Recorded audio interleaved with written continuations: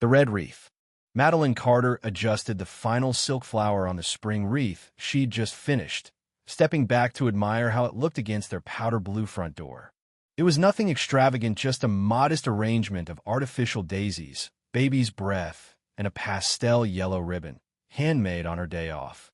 The sun was warm that afternoon in Fairlawn Hills, a suburban neighborhood on the edge of a city that prided itself on manicured hedges, three-car garages, and silence between neighbors. That kind of silence was comforting until it wasn't. Her husband, Thomas Carter, stood at the edge of the lawn with the garden hose, gently arcing water across their tulip bed. The hum of a lawnmower echoed from 2 doors down, birds chirped in the trees, and for a brief moment, life seemed simple. Then the black SUV arrived. It didn't pull into a driveway.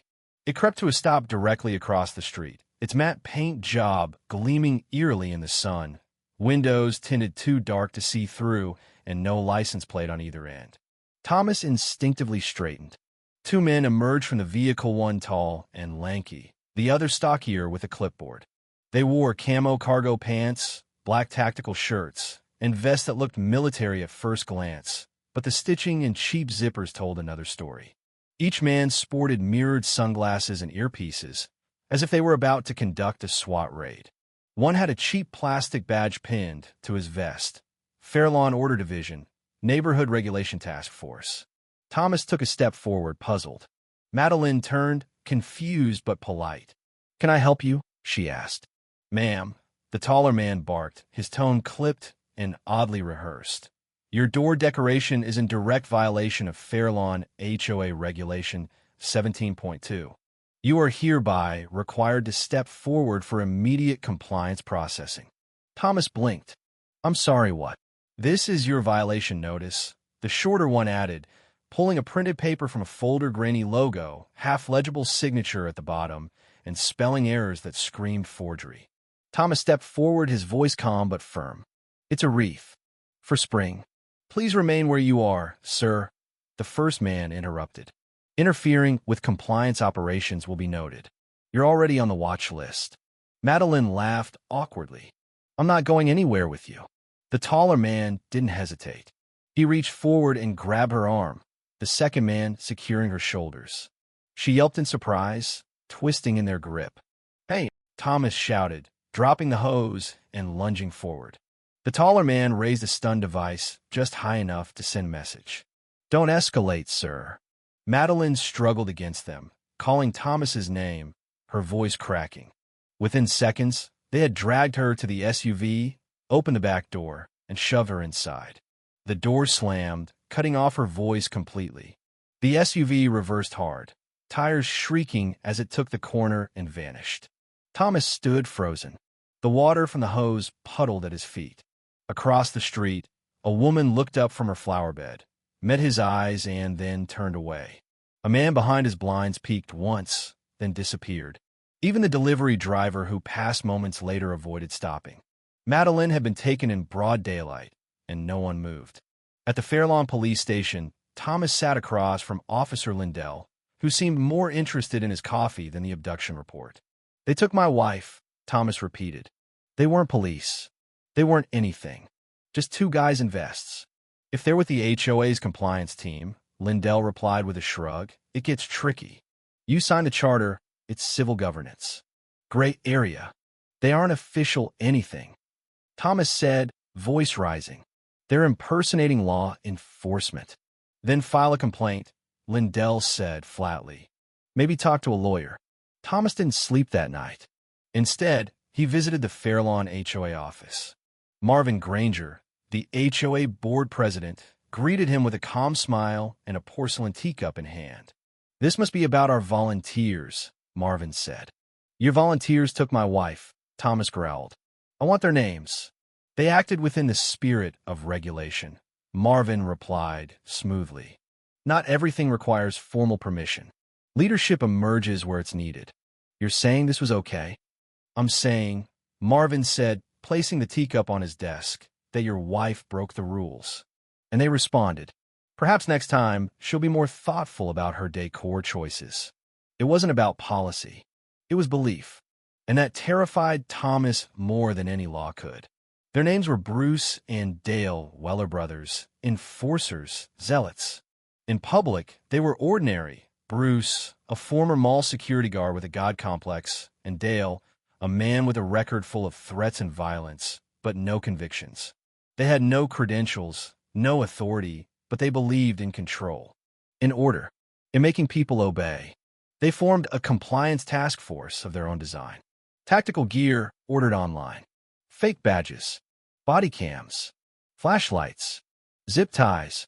They printed fake citations and distributed them at random. Their vehicle was registered to a dummy company called Weller Asset Recovery Solutions. There was no office, just a PO, box in a garage filled with gear. It all escalated slowly. First, anonymous notes. Then warnings for trash bins being left out too long. Then veiled threats to homeowners whose paint colors weren't HOA approved. And then one day, a spring wreath became a declaration of war. The house they used for compliance holding was a foreclosed property on the outskirts of the subdivision. Empty, neglected, and perfect for what they called attitude reformation. It was in the damp, unfinished basement of that house where Madeline found herself. They had chained her not harshly, but firmly by one wrist to a rusted pipe along the back wall. A single flickering bulb buzzed above her. The air smelled like mildew, and she couldn't tell if it was day or night. Dale visited her regularly, recording correctional clips on his phone, forcing her to repeat lines like, "I respect the community. I violated the order. I will comply." When she refused, he repeated them for her. Sometimes he played them back. He called it psychological recalibration. He uploaded each clip to a private YouTube channel called Fair Law & Order Archives. No views. No subscribers. It wasn't for show. It was their evidence for an imaginary court. Madeline barely spoke. She focused on staying sane. She whispered old memories to herself in the dark, remembering her mother's voice, the smell of cinnamon, the feel of the wreath's ribbon as she tied it that morning. On the third night, Thomas found her.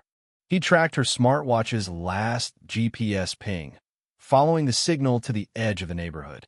Through a broken basement window, he saw her slumped but alert. She looked up. Their eyes met. Nothing was said, but it was enough. Desperate, Thomas went to someone the police had written off long ago, Lori Stratton. Lori was a legal shark mid-60s, 5-state bar license, notorious for turning HOA boards into headlines. Her office was a warehouse packed with law books, maps, and red string timelines. Thomas told her everything. When he played the basement video, she watched once, then removed her glasses and said, "They're not getting arrested. They're getting erased." In 72 hours, everything changed. She bypassed the local police, submitting the footage to the state attorney general. A grand jury convened. Charges were stacked like bricks: kidnapping, impersonation of law enforcement, unlawful imprisonment, racketeering, fraud, conspiracy. State marshals moved in. The video footage leaked. It hit the internet. The title read, "HOA Justice, Fairlawn's Dark Secret." It went viral. National news ran segments. HOA experts distanced themselves.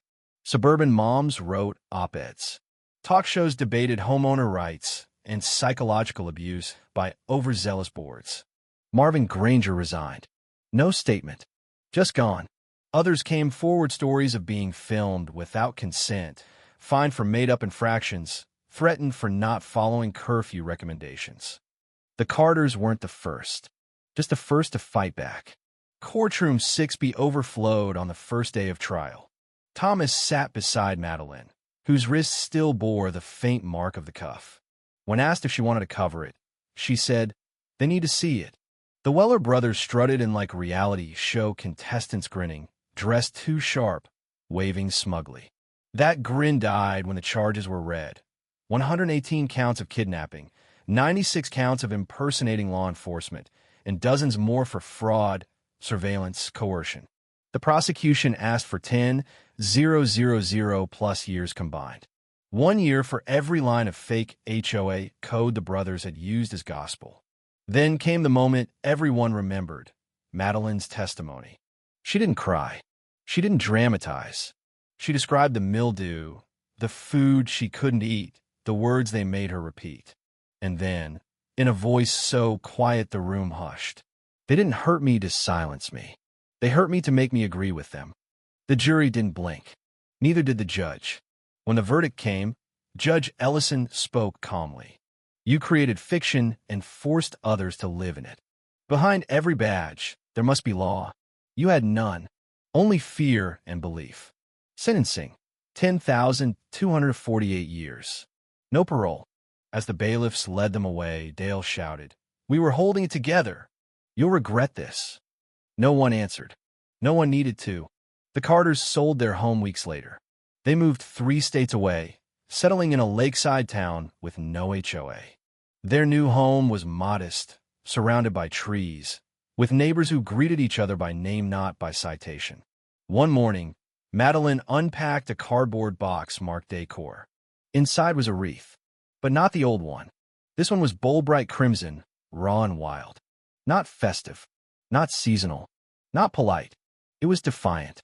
She hung it on the front door. Later, a neighbor passed by curious. She paused and asked, "That's quite the wreath. What does it mean?" Thomas looked at Madeline. She smiled, then answered softly, "It means we're still here." And that was enough. They no longer lived in reaction. They lived in choice. And the red wreath remained not as decoration, but as declaration of peace earned and power reclaimed.